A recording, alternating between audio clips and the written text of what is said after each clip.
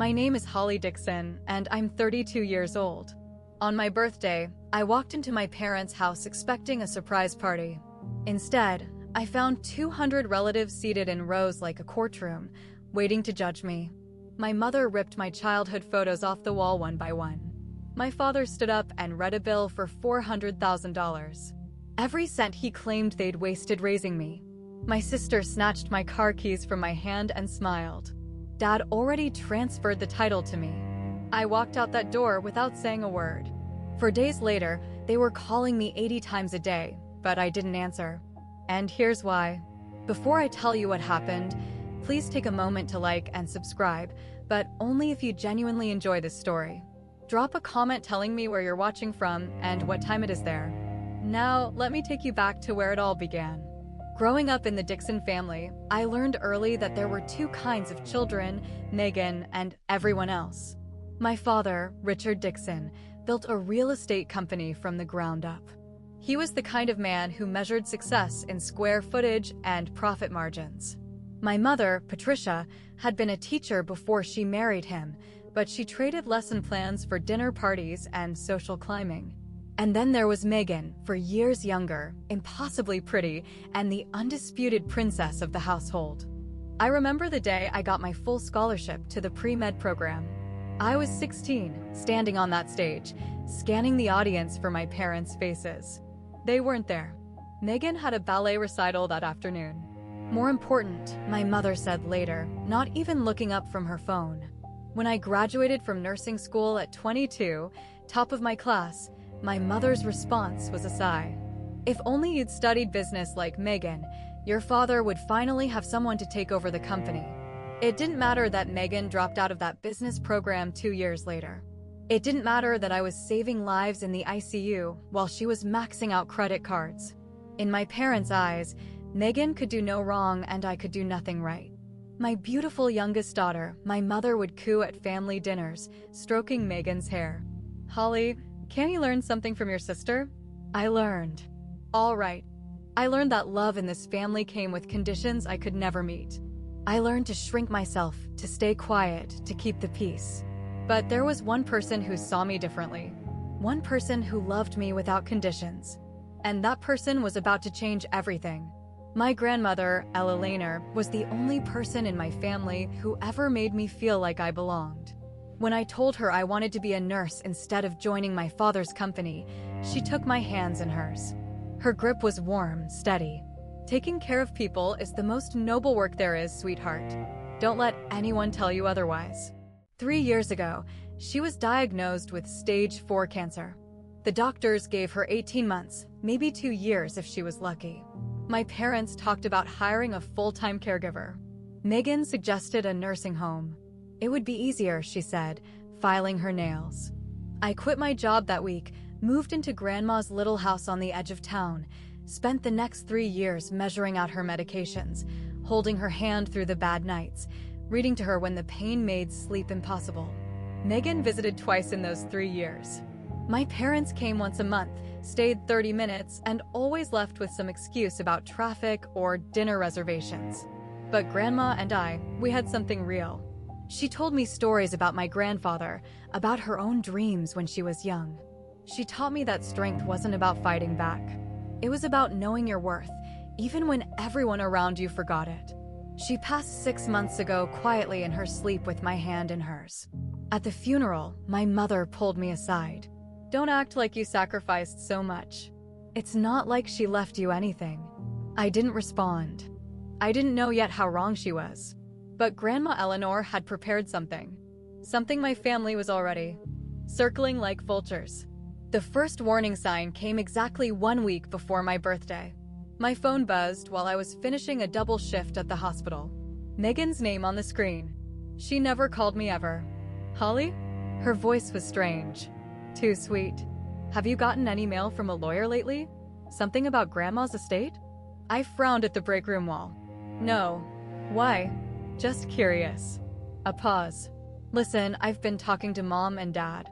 We want to throw you a surprise birthday party at the house. The whole family." I almost dropped my coffee. In 32 years, my family had never thrown me a birthday party. Not once. A party for me. We want to make things right. Holly, after everything with Grandma, we've been distant. It's time to fix that. Something flickered in my chest. Hope, maybe the desperate, foolish kind. My coworker Danny found me still staring at my phone 10 minutes later. He's been my best friend since nursing school. The brother I never had. When I told him about the call, his expression darkened. Holly. He set down his clipboard. They've never thrown you a birthday party. Why start now? Maybe they feel guilty about Grandma. People don't change overnight. They just get better at hiding their intentions. I waved him off. You're being paranoid. But that night, lying in bed, I couldn't shake his words. The strange emphasis in Megan's voice, the question about the lawyer. Why would she ask about that? I told myself it was nothing. That maybe finally my family wanted to be a family. I had no idea what was really waiting for me. 3 days before the party, I ran into Aunt Ruth at the grocery store. Ruth was my mother's younger sister, the black sheep. According to my parents, she talked too much and didn't know her place.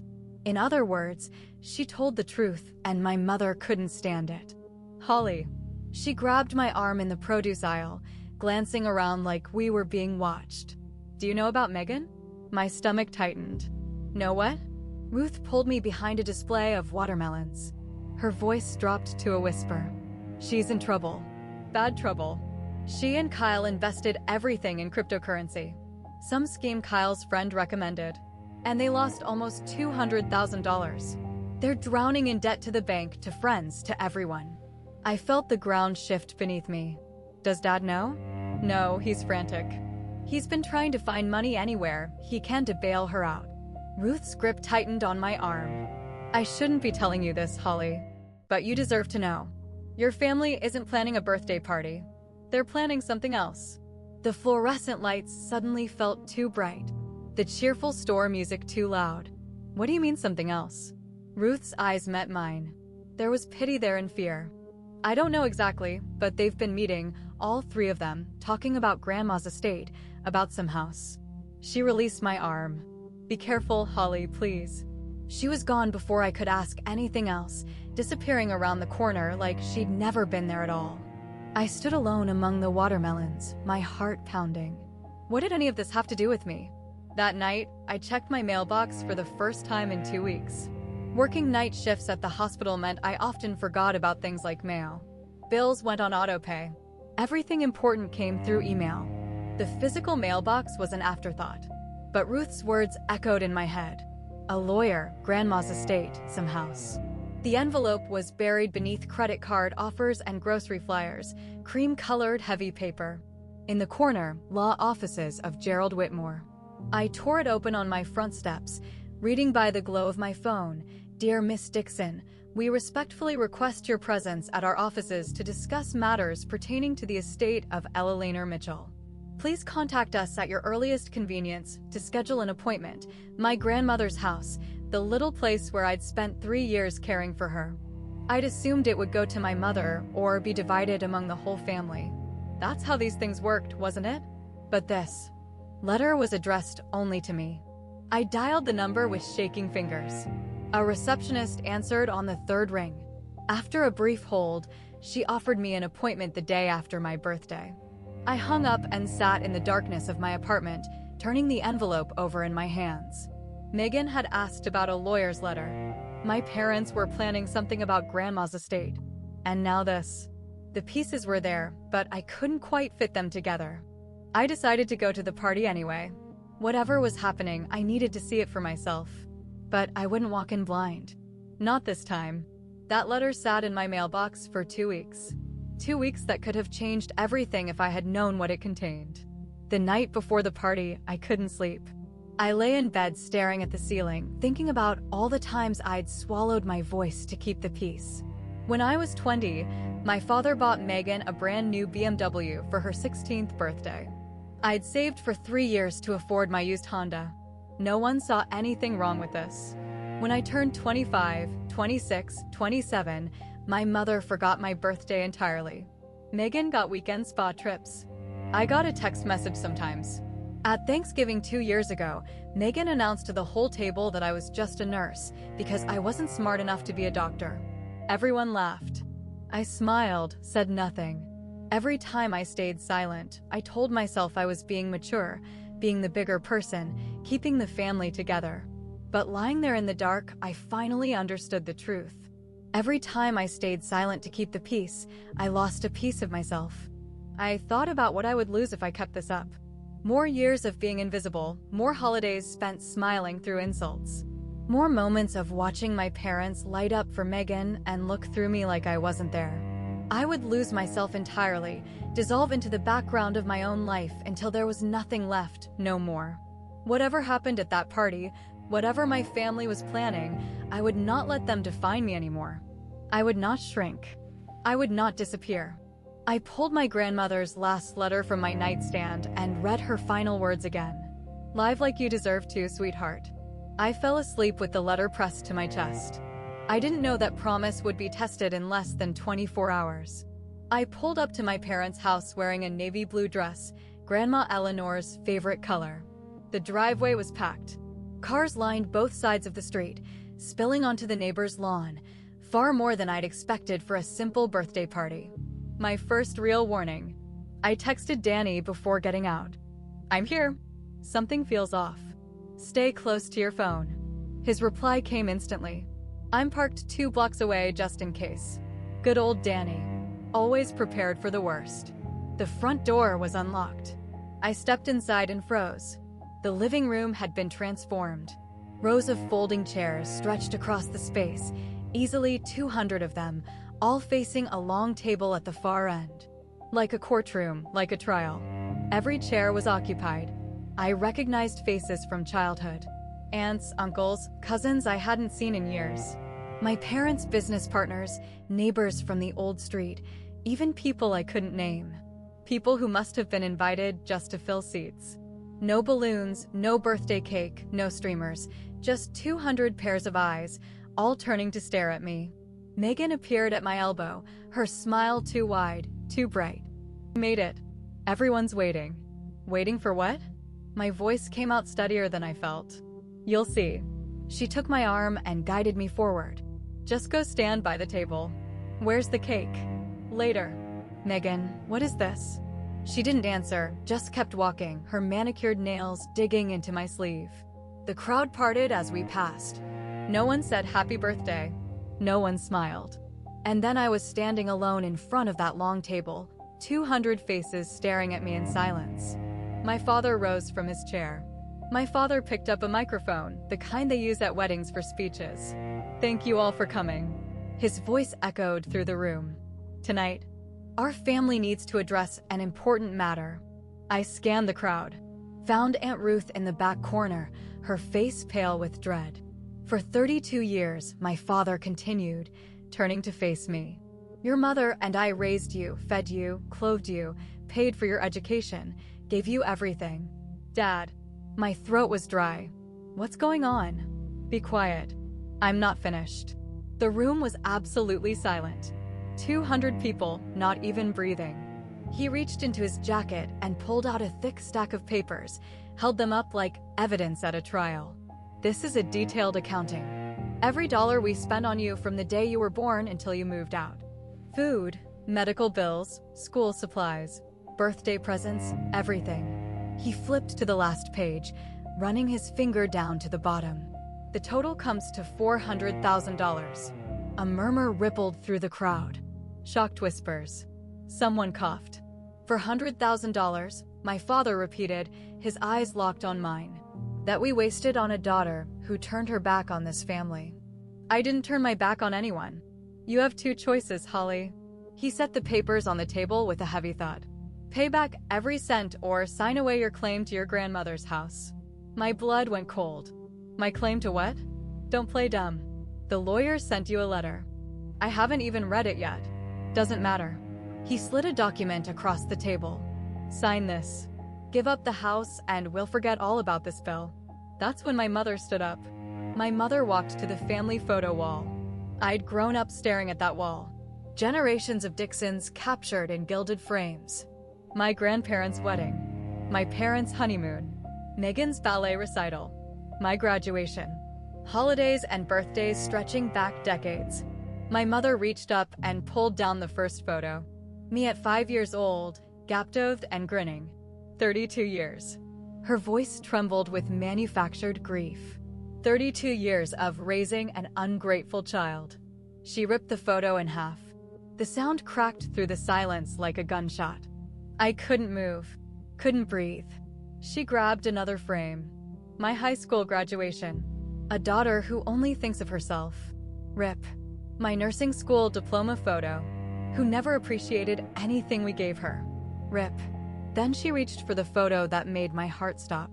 Me and Grandma Eleanor taken the week before she died.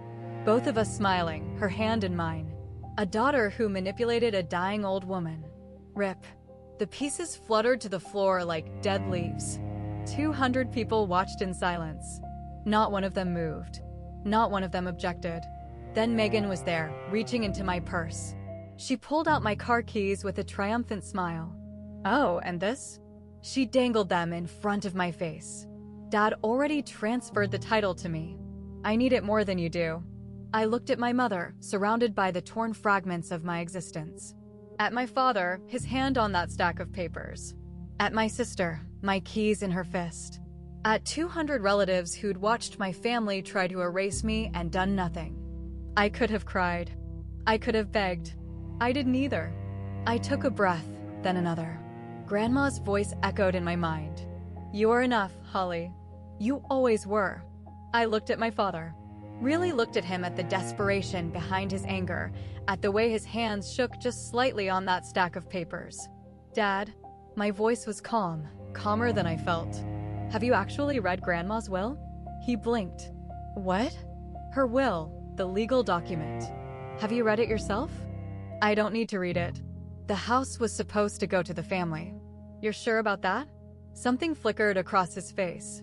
Doubt maybe, or fear. You're asking me to sign away rights you haven't even verified. I kept my voice level professional like I was explaining a diagnosis to a patient. That's not how legal documents work. From the back of the room, Aunt Ruth gave me a small nod.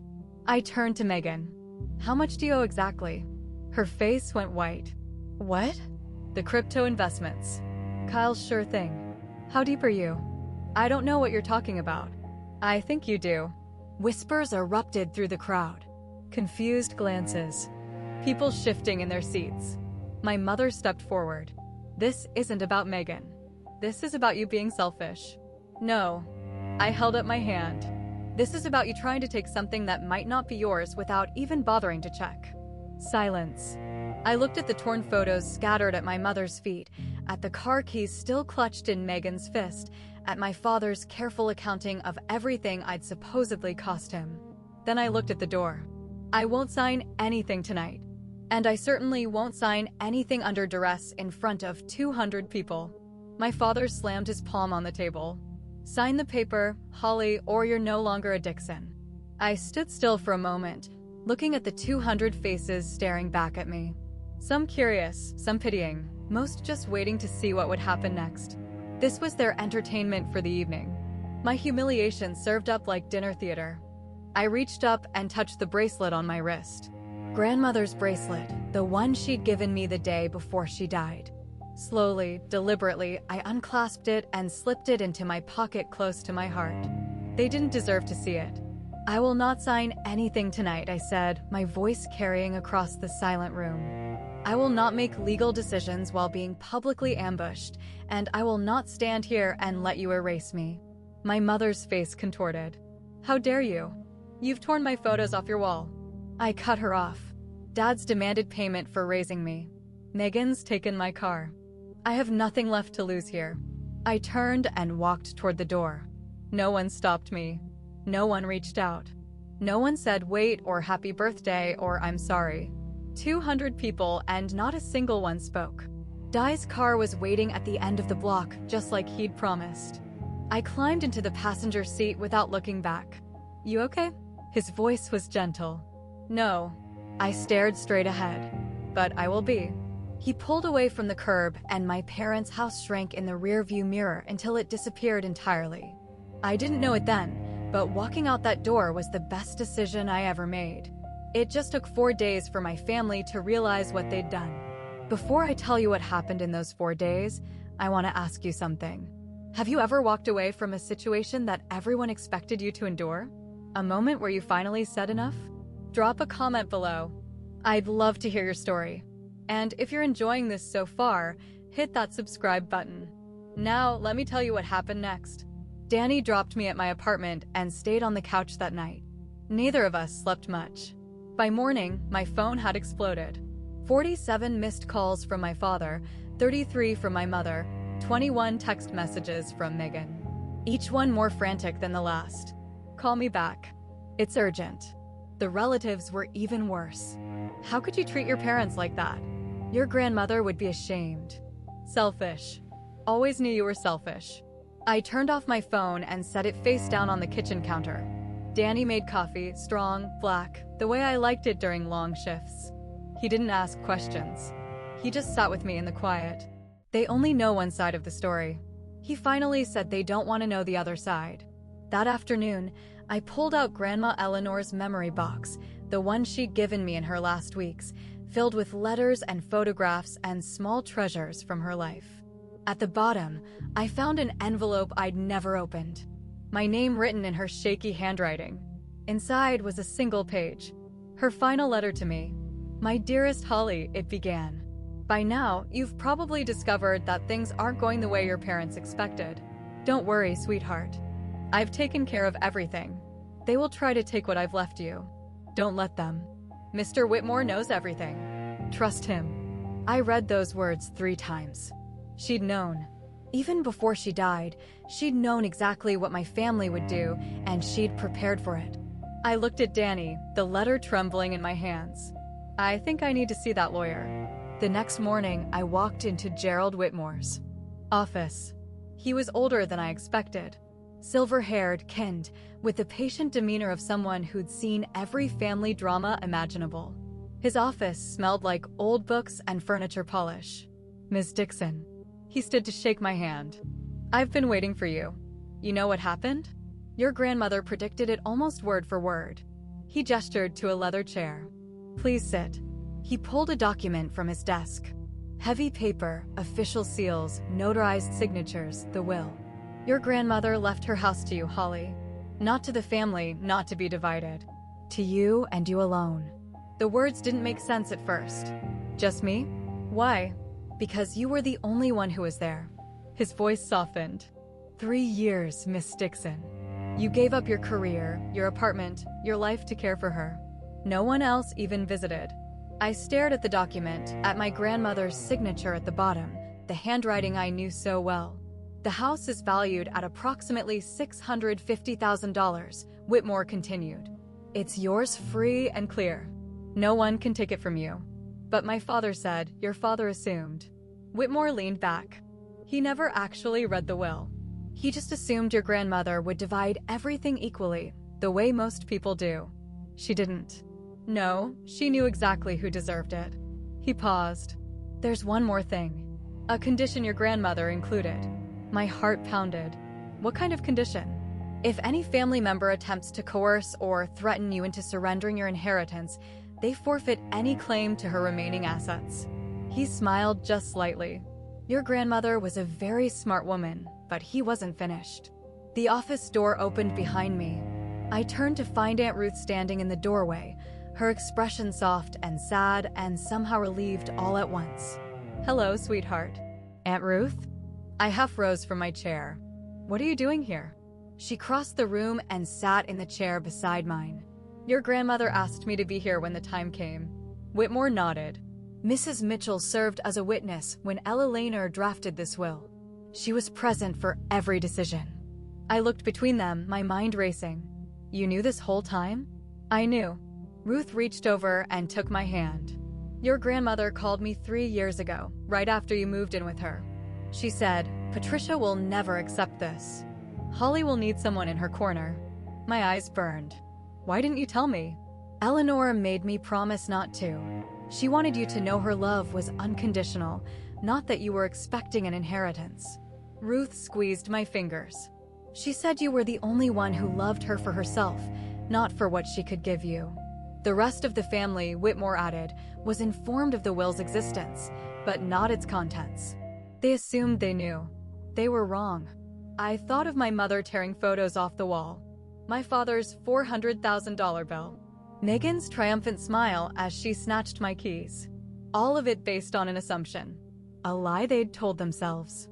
Your grandmother's last wish, Ruth said, her voice breaking, was for you to know that you are enough, Holly. You always were. You never needed anyone's permission to matter. I cried then for the first time since that terrible birthday. But these weren't tears of grief. They were tears of relief. By the second day after my birthday, the calls had become desperate. I turned my phone back on just long enough to count. 62 missed calls from my father, 48 from my mother, and one very long voicemail from Megan. Her voice cracking with what might have been panic or might have been rage. Holly, the lawyer called us back. There's been some kind of mistake. You need to call me right now. I played it for Danny while we sat in my kitchen drinking coffee that had gone cold. Mistake? He snorted. That's what they're calling it. The texts were even more revealing. From my father. We need to talk. There's been a misunderstanding. From my mother. Holly, please. This isn't what we wanted. From Megan. The lawyer says you're the only heir. That can't be right. Call me. I showed Danny the screen. Funny how. Misunderstanding is their favorite word when things don't go their way. His expression darkened. They were perfectly clear 2 nights ago. No misunderstanding. Then my phone buzzed again. Another text from my father. We're family, Holly. Don't let some legal document come between us. I read it twice. Then I laughed. A hollow, broken sound. Legal documents didn't come between us, Dad. I said to the empty screen. You did when you read that bill in front of 200 people. Danny reached over and gently took the phone from my hands. You don't have to respond. I know, but part of me wanted to. Part of me wanted to scream every truth I'd swallowed for 32 years. Instead, I turned the phone off again. Some battles aren't won with words. They're won with silence. But silence wasn't going to be enough for my family. On the 3rd day, they came to my door. I was alone this time. Danny had gone back to his apartment just 2 floors up. I heard the knock 3 sharp raps and checked the peephole. My father, my mother, Megan, all 3 of them standing in my hallway like a delegation. I opened the door but didn't step aside. Didn't invite them in. Holly. My father's voice had changed. Softer now, almost pleading. We need to talk. So talk. My mother wrung her hands. Sweetheart, the other night I got carried away. I was upset. You tore my photos off the wall, Mom, in front of 200 people. I didn't mean you called me ungrateful while you ripped up my graduation picture. Was that an accident, too? Silence. Megan pushed forward. Holly, listen. I'm in trouble. Real trouble. If I can't come up with the money, then you'll face the consequences of your own choices. Her face wrinkled. You don't understand, Kyle. And I made bad investments. I know. I leaned against the door frame. That's not my problem to solve. My father straightened, trying to regain control. That house should belong to the whole family. Your grandmother would have wanted me to have it. My voice was steady. That's why she put my name on the will, not yours. You're being selfish. My mother's grief had curdled into anger. After everything we did for you, you publicly disowned me on my birthday. I met her eyes. You demanded $400,000 for the crime of being born. You watched your other daughter steal my car. I paused. And now you want me to pretend we're family? We are family. That's not how this works. My father's phone rang. He glanced at the screen and I saw something flicker across his face. Annoyance maybe, or dread. I have to take this, he answered without stepping away. Barbara. Now isn't it good I could hear her voice through the speaker? Loud, angry. Richard, I just got off the phone with Gerald Whitmore. My father's jaw tightened. Barbara, he says Holly is the sole beneficiary. That Ella Laner left her everything. Is that true? It's complicated. And he mentioned something else. Something about a coercion clause. If anyone tries to force Holly to give up her inheritance, they lose their own claims. My mother's face went gray. Richard. Barbara's voice carried through the hallway. Tell me you didn't publicly disown your daughter over a house that was never yours to begin with. That's not what happened. I was there. I watched Patricia tear those photos. I watched you read that ridiculous bill. Her voice cracked with disgust. 200 people saw what you did, Richard. And now everyone knows the truth. Barbara, please. The whole family is talking. You tried to humiliate your own daughter into giving up her legal inheritance, and you didn't even bother to check if you had a claim. My father's hand shook. The phone trembled against his ear. No one, Barbara continued, her voice like ice, is on your side. Not after this. She hung up. The four of us stood in my doorway, frozen. My mother had gone pale. Megan looked like she might cry. My father stared at his phone as if it had betrayed him. I almost felt sorry for them. Almost. I think I said quietly, "You should leave now. I want to pause here and ask you something. If you were in my shoes, standing in that doorway, watching your family realize what they'd done, would you have forgiven them, or would you have walked away for good? Let me know in the comments. And if you want to see how this ends, keep watching. But first, make sure you're subscribed so you don't miss any of my stories." Now, let me tell you what I decided.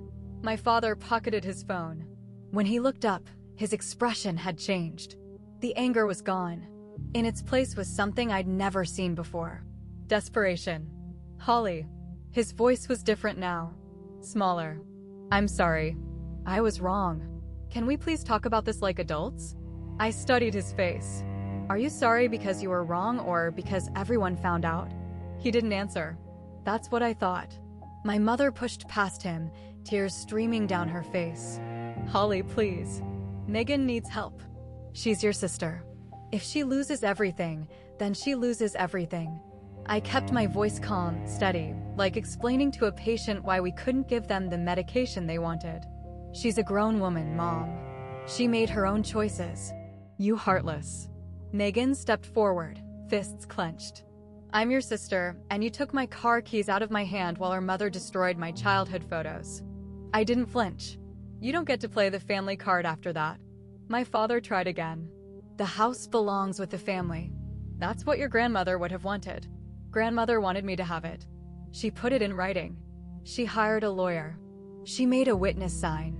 I straightened my shoulders. "That's not an opinion, Dad. That's a legal fact. So, you're just going to keep it? All of it?" "I'm going to honor grandmother's wishes exactly as she specified." He stared at me for a long moment. Then something in him seemed to break. "Fine." His voice was cold again, defeated. "Don't come crying to us when you realize what you've thrown away." "I won't."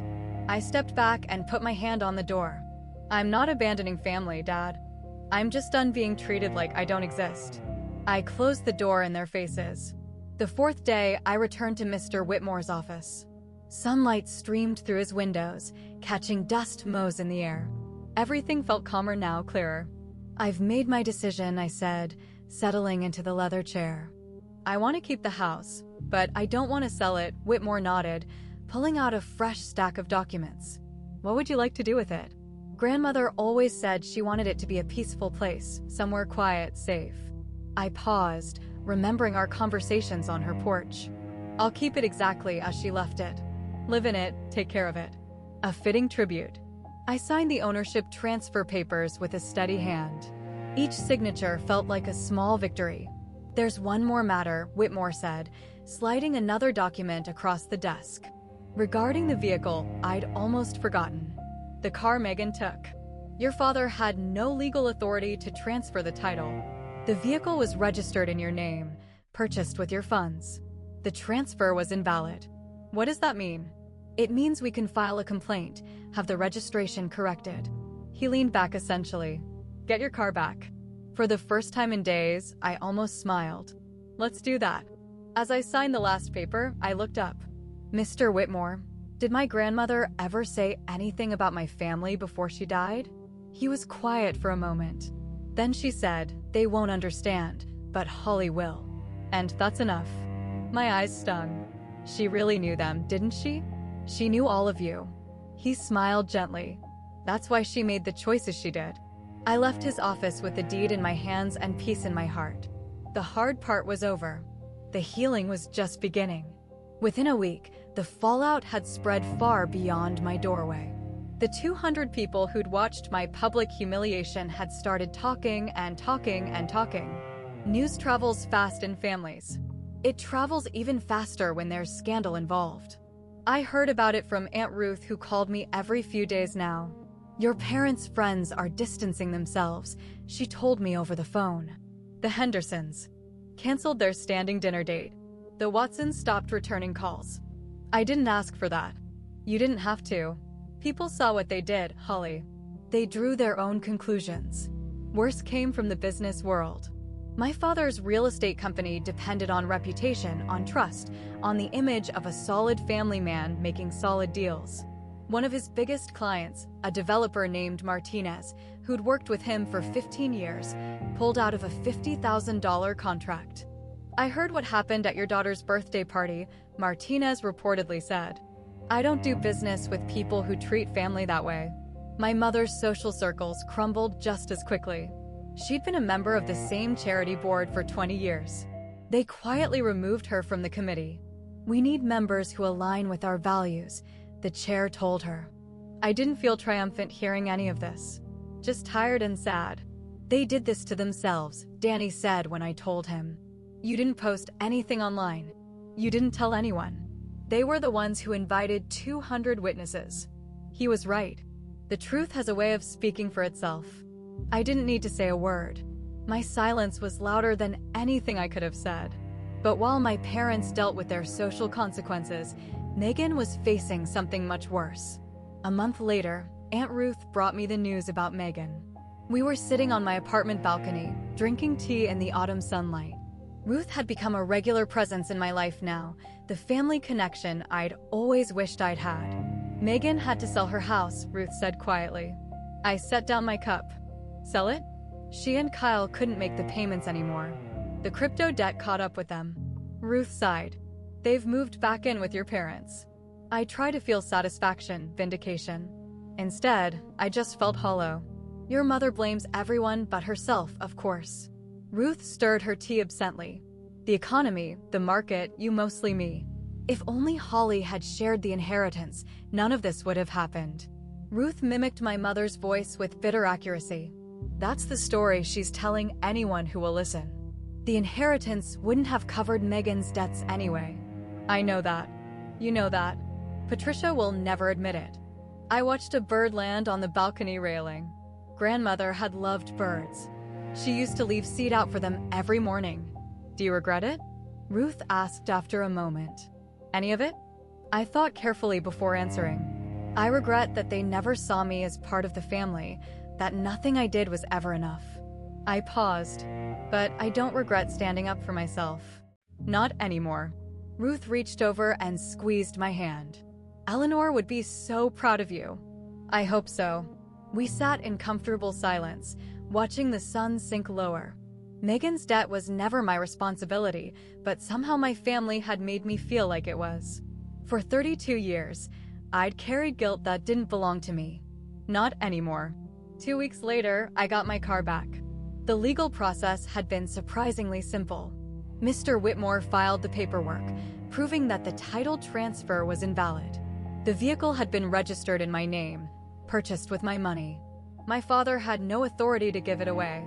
A police officer accompanied me to my parents' house to retrieve it. I'd been dreading this moment. Another confrontation, another scene. But when we pulled up, the house looked smaller somehow, less imposing. Megan met us at the door. Her face was drawn, tired. She looked like she'd aged 5 years and 5 weeks. She held out my keys without a word. "Thank you," I said, and meant it. For a moment, something flickered in her eyes. Shame, maybe, or regret. But then her expression hardened, and she turned away, disappearing back into the house without another word. I didn't see my parents. I didn't want to. As I walked to my car, a voice called from behind me. "Holly." I turned. Aunt Ruth stood on the front steps, having come out through the side door. "Are you okay?" I looked at the house where I'd grown up. The windows I used to look out of, dreaming of something more. The front yard, where I'd played alone while Megan had friends over. "I'm learning how to be okay," I said honestly.